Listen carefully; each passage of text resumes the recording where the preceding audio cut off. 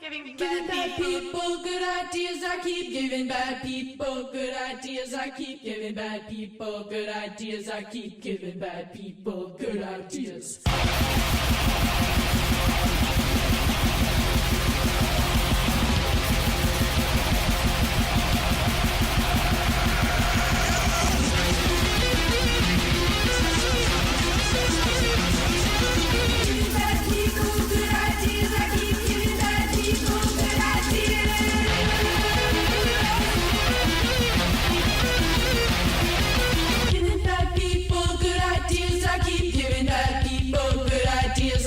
Giving bad people good ideas. I keep giving bad people good ideas.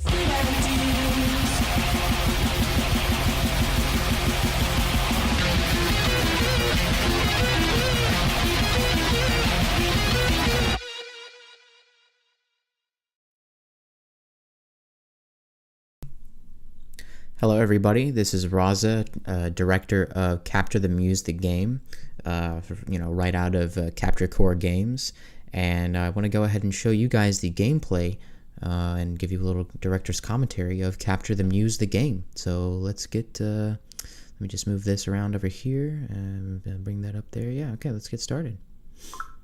So that was my cell phone going off. This is Capture the Muse the game. And my volume for some reason is not working.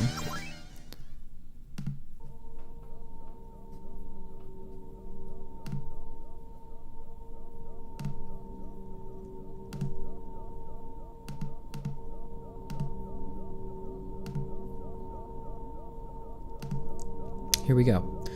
This is Capture the Muse the game. This is something that I was developing for a project that I was presenting to the Katie Creative Writing Club.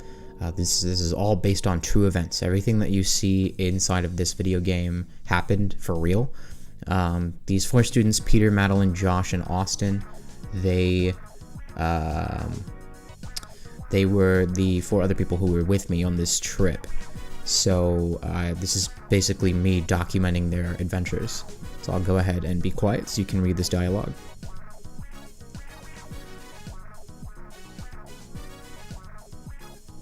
Oh, and a quick note: this is a picture from a real place in Houston. It was a neon exhibit. This is one of the few pictures that I managed to actually grasp from there because there was a strict no photo, no video policy. Despite the fact that it was a fucking art installation. You'd think people would want to take pictures, but no, there are no pictures available. It was pretty lame, I'm not gonna lie.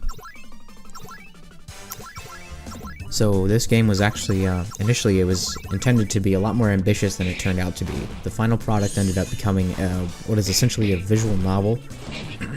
And here you can see we have the first battle underway. The attacks go from Peter, Madeline, Josh, and Austin, but Austin has the highest amount of speed. He's basically the rogue class. Madeline is the healer class. Peter is the sort of all-rounder class. Not the all-rounder, he's more of like the, I want to say like monk, maybe? And Josh is the paladin, or intended to be. So each of them have their own set of special moves that correlate specifically to them, and I will be going over these special moves once we're done watching the gameplay footage. I'm going to go ahead and talk over the rest of this combat. As I was saying, the game was initially intended to be a lot more ambitious than it turned out. I made this in about a week, and I only had about, I want to say maybe 2-3 days of planning involved in it. Initially, it was intended to be a first-person title, running off of a free version of the CryEngine. However, I realized I couldn't 3D model for shit, so I cut that out. Then I remembered, that I am actually pretty good using RPG Maker, specifically RPG Maker VX, I think is what it's called. So when I switched over to RPG Maker, I started off as like a top-down where you control your party of 4, kind of like Final Fantasy, and that was interesting, but I didn't particularly like the whole... It was really strange because it's not intended to be a particularly open game, and when you have a very linear experience tied to something like this, it felt very boring and very hand-holdy, and I didn't like that. So here, as you can see, there was a portion. I'm going to pause the video right here. I'm going to show a still of the victory screen, the first victory screen. This is what happens whenever the party is victorious. There is a glitch in the final build where, for whatever reason, it keeps saying Peter's party is victorious, mainly because Peter is the first person to arrive, I guess, in the list of controllable characters. So I couldn't get that I couldn't get that fixed in time. So that's just one of the known shippables that ended up going out with it. But anyways, I'm going to go ahead and continue. As you can see, they found themselves an artsy potion, smart water. These were all things that we actually had on this trip. Like I said, all based entirely off of true events. We really did kill a guard. Okay, we didn't actually kill a guard. The game actually has multiple endings, but I'll be getting into that into greater detail. Greater detail later on. Here you can see the guard is coughing up neon blood. He said that this place was going to be turned into a bar, something that Peter thought would be a pretty good idea. A lot of people ask me if this game was inspired by stuff like, what do you call it, like Earthbound, like Undertale, and I would say not really. I haven't played either of those games in a very long time, and I think Earthbound definitely had much more of an effect on me than, say, any of those other titles.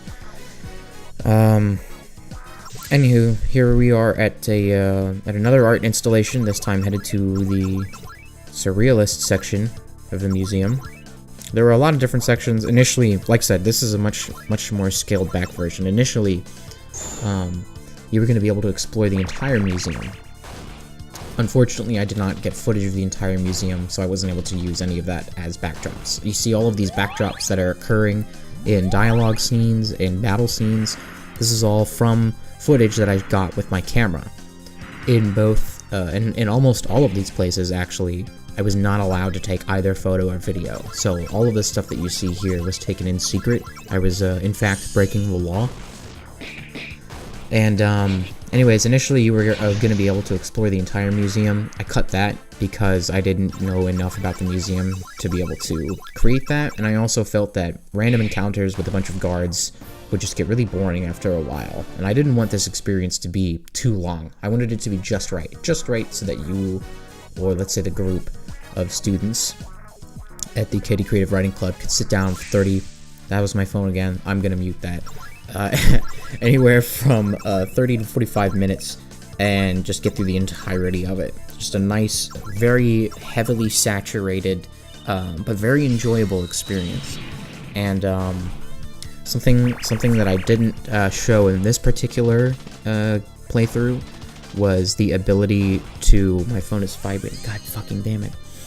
Excuse the tone.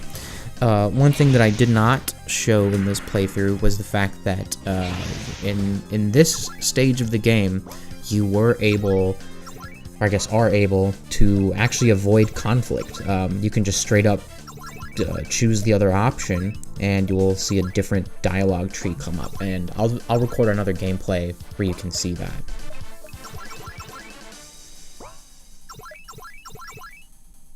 As you can see, there's a lot of different stuff. Every time you clear a stage, if you choose to kill the enemy placed in front of you, then you will get a training disc.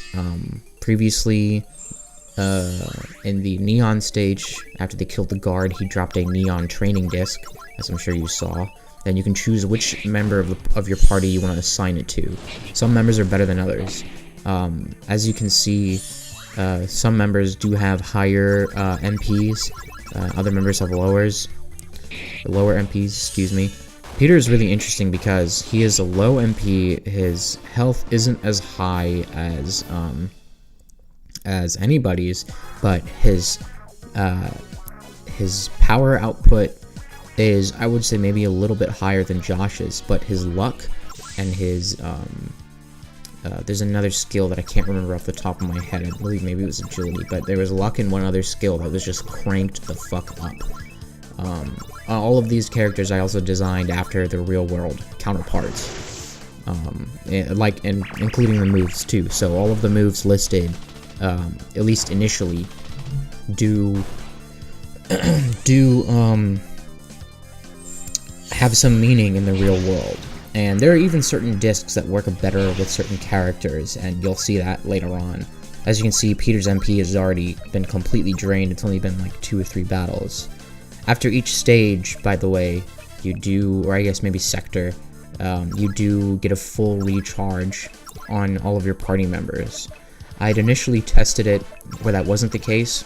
Didn't work out at all. It was very difficult, and for an experience that was supposed to be no more than an hour, it certainly was tough to wrap your head around everything, especially considering that the sort of design of RPG Maker, in terms of the final product, even with, you know, the modifications that I made here, this isn't the stock version. This is a different script that's running in terms of UI, but the UI itself is not particularly user-friendly to those who are unfamiliar with RPGs.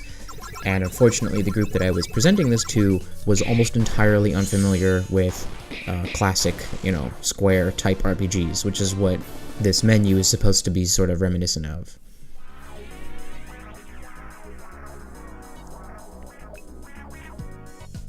Now, some of y'all may be wondering, all of the music, aside from the victory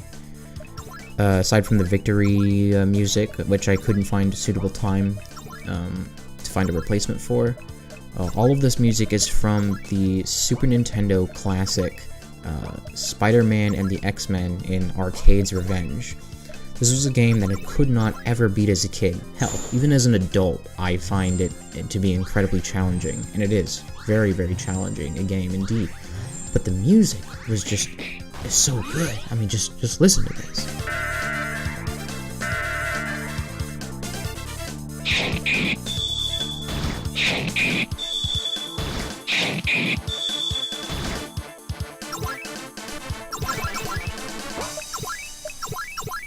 The music is really fucking good, but as a kid and as an adult playing this game, I never lived long enough to be able to hear the full tracks. And while I was working on this project, I remember I took a break. I took like about an hour's worth of a break, and I popped that game in my Super Nintendo and played it. I'm like, man, this music is really good. Let me look this up on YouTube, and it was perfect. It fits so perfect. I used pretty much every single track that was in that game. It all worked out perfectly for this game, oddly enough. And most of the tracks, not all of them, most of them loop pretty well. I remember this one in particular looping quite well, and it took me a while to figure out how to get this to, how to get the music to work properly.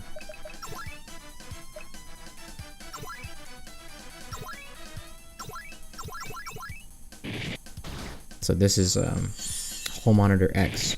There's actually a script running in here that any Hall Monitor that's higher than Alpha has the ability, and this is completely random, but they have the ability to transform themselves into Hall Monitor X. They get a promotion is what it's called. And I believe that in this gameplay footage, one of the enemies attempted to do this, but for some reason it failed, and that was certainly a glitch. There were a few conditions, very rare conditions, but it would happen in which a Hall Monitor would attempt to get a promotion, and it would work. It would play the animation, it would give them the stat boost, but their model wouldn't change for some reason. And that's something that I worked out maybe 80% of.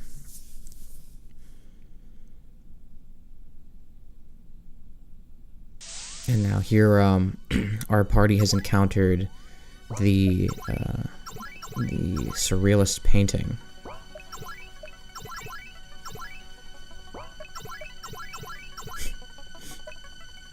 I remember when I presented this to the group, it got a pretty big kick out of everybody. It was quite enjoyable. So the previous enemies that I'd mentioned, there's Hull Monitor, Alpha, Beta, Theta, and then Hull Monitor X. 4 of them total that you fight, or can choose to fight. And Austin, as you can see, received the promotional, or not the, excuse me, the Hull Monitor training disc.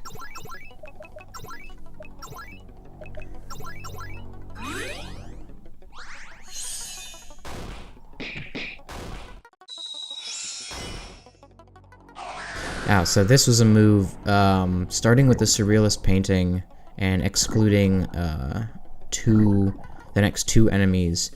There's a move that has like a 33.3% chance to be an instant kill, and they only have a 33.3% chance of using it in battle, and I guess this was just one of the first moves that they decided to do.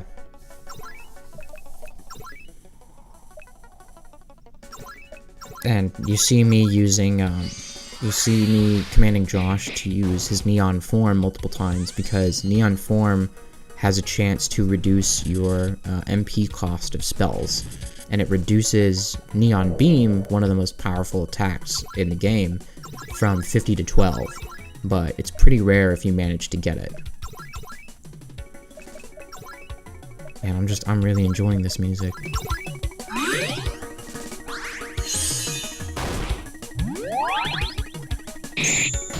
And the icons that you see here were all pictures that were taken on that day. I pixelated them inside of Photoshop. Here we see Neon Beam being used in Ryder's Ego, as Austin attempts to change the enemy's major. Madeline takes a picture. Josh blasts the enemy with Neon. Surreal Painting asks you if there's a god. What the fuck kind of question is that? Smart water. Water with a high IQ. These are all things that I wrote myself. Again, this was made in a little under a week. Writing, programming, and then attaching all of that programming and scripting. Creating the enemies, creating the assets, balancing everything. Jeez, that was... You really gotta feel for some of these other people who balance stuff in their games, like balance attacks and defense tools, because it's really tough, especially when you throw a lot of them in. It was almost overwhelming, and I think that was just because I wasn't anticipating it. I wasn't, like, when I initially was creating all of these attacks and systems and defenses, I was like, oh, it's all totally balanced, and then when I played through it, I was like, wow, this is not balanced at all. Like this Surreal Painting's Paint Lash attack. Initially, and this took, I remember this was one of the attacks that took the longest to really perfect.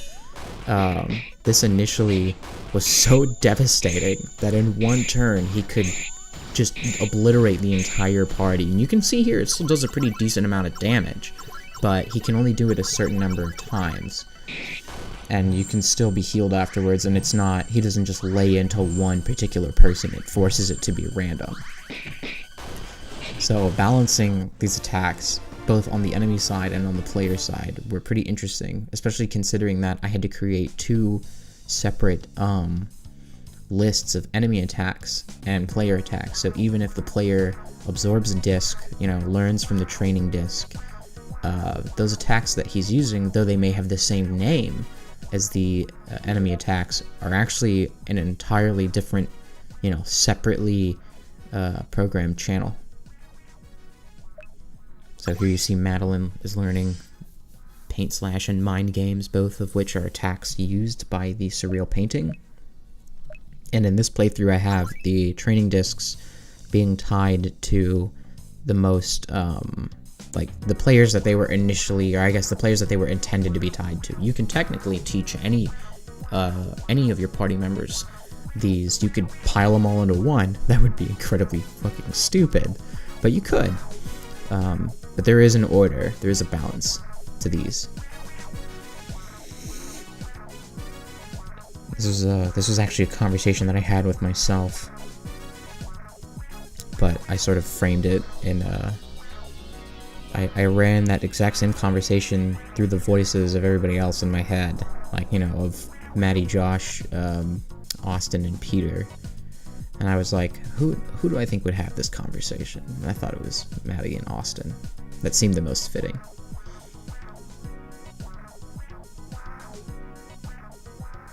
Now this hostile dog, this was a real event that occurred.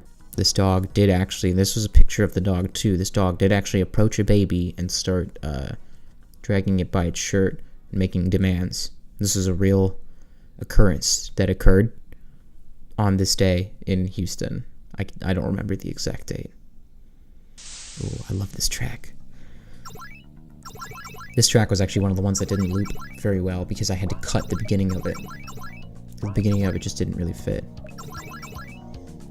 This track is, though, off of one of my favorite stages from the game that it's from. It's the Wolverine stage.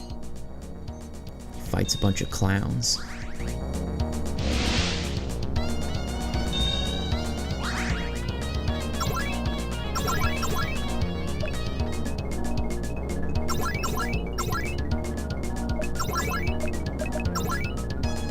Now, initially when I was making this, I had a few dev tools that were items, one of which was a Blade Runner Blu-ray disc.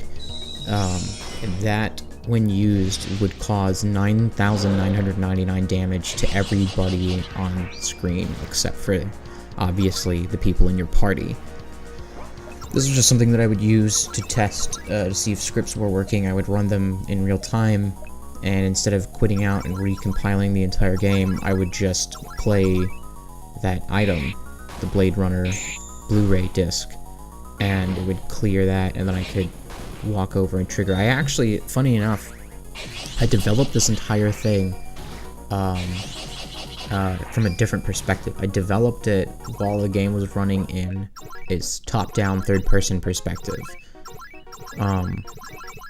Which was kind of interesting to see that. I basically had to program that switch in, and I had to program that script to where it would be a narrative type story, where you would read through, you wouldn't actually physically control any character in a map. But when I was making everything, up until I would say the 6th hour of development, the final hour,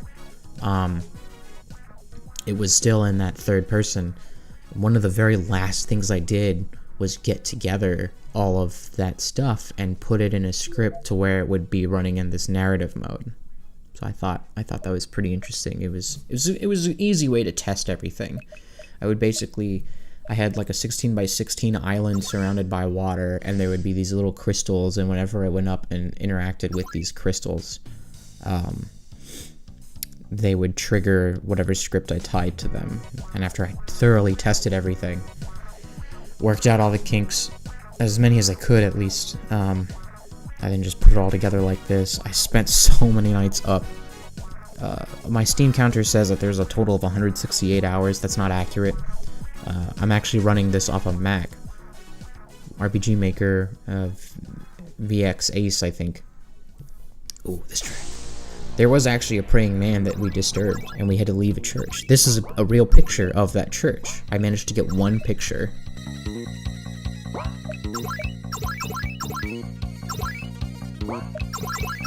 But yeah, Steam says I have 168 hours into this. That's not accurate. I had to leave it open because I'm running this off a Mac, which it's not supposed to run off of, and I had fears of it just breaking, or the program crashing and me losing all of my work.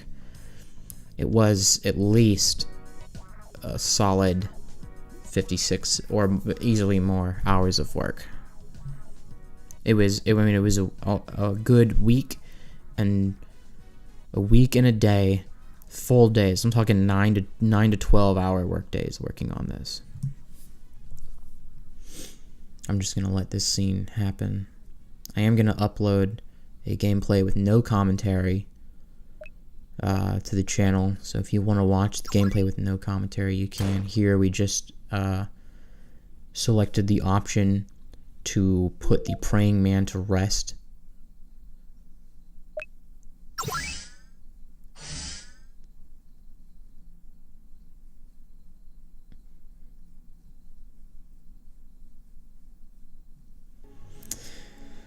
This track, I can't remember where I got this track from. I'll have to look it up. I was actually thinking about that the other day, trying to remember what this piece of music is from. I feel like I most likely got it off of SoundCloud. Ah, yes, this guy, the Homeless Messiah. This was a real man roaming the streets.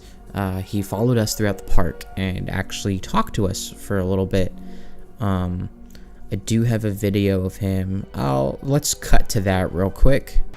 I don't know, but isn't that interesting? Yeah. All right. No, well, it's just like self-conscious and whatever. I was there on the swing, and this team of like 30 people from the Center for Photography walking around with their cameras. Were like taking pictures of me for like half an hour, and I thought it was a little weird. All right. Well, I totally get it, man. But I gotta go with my group. Okay, but yeah, it's Christian. Raza, nice to meet you, dude. Take it easy. What did he say? Said he's self-conscious. And now we've cut to that. This was a real guy. This was the only usable footage that I had of him. And I actually had to put him in a cloak because everything else behind him was either too blurry or shrouded by like a tree or something, or somebody else standing there. But it worked out wonderful. I mean, it looks so natural. I honestly don't even know how I got it to be this natural. This was just in the heat of me working. And here he transforms into one of his greatest accomplishments. One of my greatest accomplishments, the Machine God. Let's take a good look at that.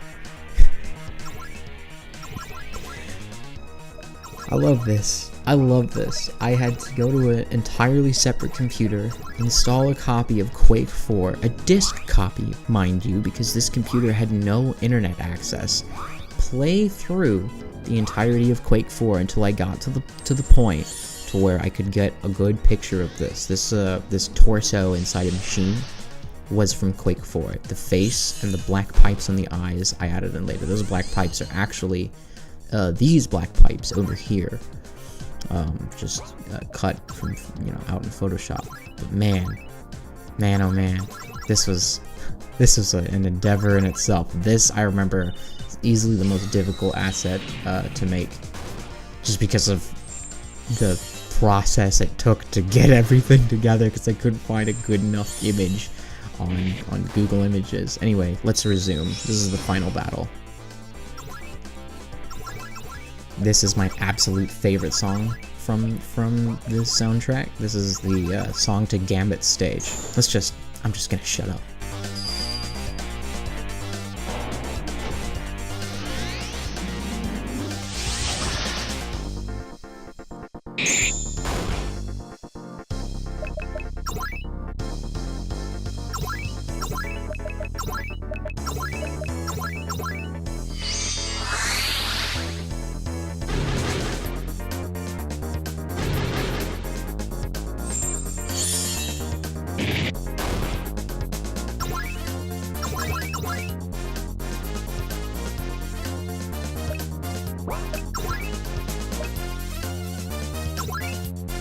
Okay, I do actually have to talk about this portion. In this, what you're about to see was an unknown, unintentional glitch, actually. I commanded Madeline to use this thing called Holy Light, which is supposed to fully restore everybody in the party. And for some reason, it failed. I don't know why. This didn't fail before. It was not an intention to fail. I think maybe this build that I'm playing on was an older build. And see, the weird part is that she just got she just got maxed out. So I think this might have been the build where initially Holy Light was supposed to be a joke. It was supposed to be like you know, Holy Light is basically Madeline opening up this Bible that she picked up off of the dead praying guy, and the light coming from it engulfs everybody in the party and heals them. That's what it was intended to be. Initially, when I created it, it was supposed to be almost like a joke, like you're opening this up, but you killed a praying man. You hypocrite, right? So I think I might have been playing off of that build, but for whatever reason, it still played the animation. So unintentional glitch. That's definitely something that I had not anticipated while playing this. I mean, I booted this up again and I played it like yesterday. Oh yeah. So now you can see the homeless, not homeless messiah, machine god. This is supposed to say machine god. Again, another known shippable that I forgot to fix. See, that there's me thinking, should I try Holy Light again? Probably not. That was supposed to say machine. Oops, I hit the mic. That was supposed to say machine god, not homeless messiah. And I think maybe it does say. No, yeah, it says homeless messiah. It was supposed to say machine god. So hey, I'm not gonna fix that because I'm done working on this game. But yeah, this machine god was easily the hardest enemy to put together, the hardest enemy to write code for, and the hardest enemy to test. My god, he took the longest time, just the most amount of time I've ever spent on anything, I think. That's not true, but this I mean, that is like, he's easily just the most work I put in terms of this entire thing. A majority of work went into just him alone, because he was ridiculous to test for, because first of all I had to get the game to do what I wanted it to do. Like, I had to get it to do each individual move, balance those out, and then I had to put them all together and then use all of them at a decent amount of time. And initially, this was actually going to be a timed battle. If you didn't do it in a certain number of moves, he would cause the entire world to end. But unfortunately, due to cutbacks, due to time constraints, I wasn't able to get it like that.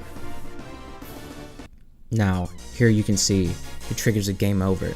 That's because the ending to this game, I'm going to go ahead and pause it at this frame, the ending to this game is unfinished. I do have ending videos for both the good ending and the bad ending, so I'm going to go ahead and show the, this was actually the bad ending. I'm going to show the bad ending video right now.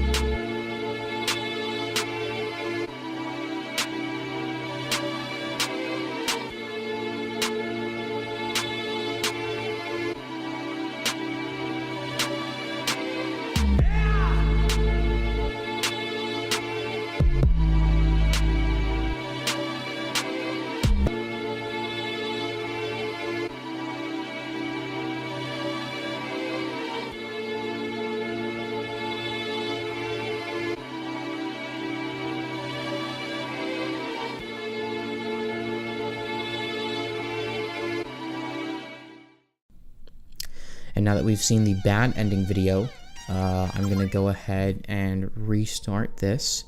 This was a total of almost exactly 30 minutes, this playthrough, just bad ending, which is exactly what I wanted it to be. I'm going to go ahead and start this over so that we can see the good ending.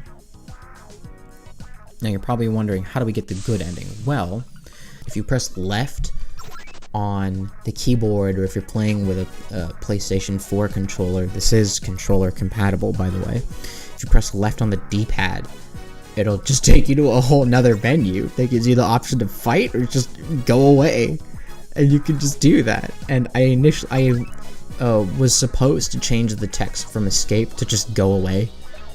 Or like leave. But yeah. And here we go. Here we have another glitch where the previous music doesn't actually change. And I think that's because, I actually don't know why. But it doesn't change for what, like, it doesn't restart like it's supposed to. So it's just continuing on with the previous track. And here we are, leaving the surrealist painting once again. They're going, oh, we just realized we don't have to take this either. We're humans. We can just walk away, no problem. Hey, that's a great idea. See you around, surreal painting. You can actually choose any direction here. It doesn't matter. I forgot which one I had chosen last. Again, the bug where the music doesn't restart. Don't know why. You know, they have the same conversation.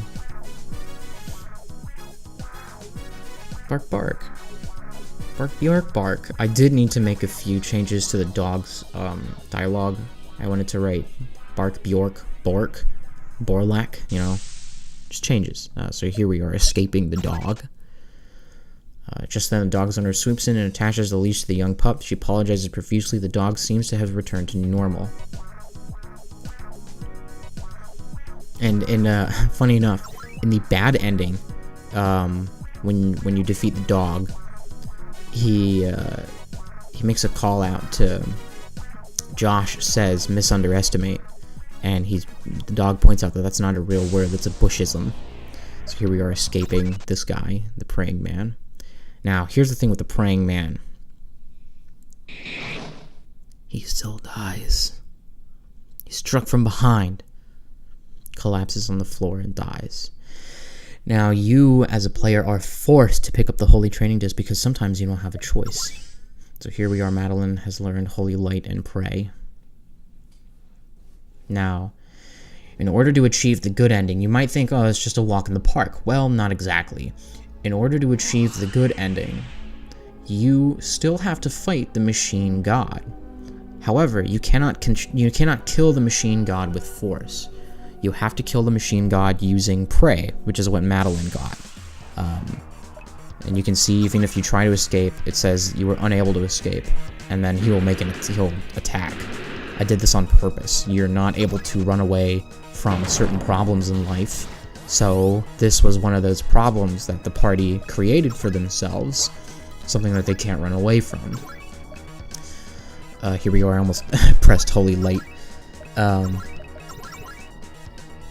So Madeline has to pray, and here that was his third eye opening. Madeline has to pray in order to defeat the machine god, and Pray, again, I think only has an even less chance of working. It might be 33.3%, I can't remember, but the chance of it working is very slim. So you basically have to keep healing. You only have 2 of each item, because we only had 2 of each item when we were going on this trip.